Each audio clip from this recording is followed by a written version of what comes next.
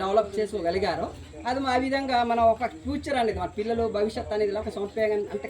ఇది స్వర అక్షరం లేని జంగ్ లేని మళ్ళీ భాషలేని బెందాలేని కూడా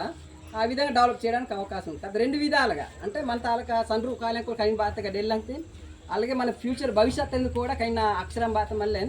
నిర్మించుకోగలుగుతాం అనమాట ఉదాహరణకి మేము ఇప్పుడు ఏవైఎస్ ద్వారా రాసిన కొన్ని పాటలు ఇది పాట పుస్తకం ఇందులో 102 పాటలు ప్రింట్ చేస్తే చేయడం జరిగింది ఇది కేవలం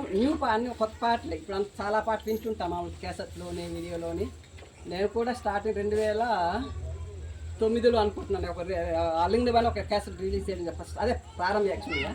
స్టీఫెన్ తర్వాత అతని దగ్గర వెళ్ళి 2009లోనే అది చేయడం అయిందనమాట అందులో కొన్ని పాటలు ఏంటంటే మన జాతి అవేర్నెస్ కోసం రాయడం జరిగింది దానికి ఒక 2-3 పాటలు జస్ట్ సర్నాలు పల్లి వినిపిస్తాను సోరాలంగన్ బీర్నైబా సోరాలంగన్ నీడైబా సోరాలంగన్ కేనైబా సోరాలంగన్ నైబా అంటూ ఆ విధంగా ఒక ఇల్లాప స్టార్టింగ్లో నా తాలూకా ఒపీనియన్స్ ఏదైతే ఉందో పాట రూపంలో కూడా క్యాసెట్ చేసి ఇవ్వడం జరిగింది ఇందులో సరళం పోయి చేస్తామంటే తెలగాలం బీరేం బీజా తెలగా సరళ కొంచెం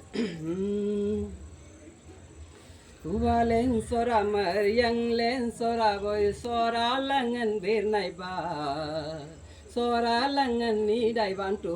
తెలగాలం బీరి మీజా బీర్నాలేం ఖరీద్ బీర్నాలేం కైతే పో ఒడి లంగ్ లంగ్ లేం కైతే పో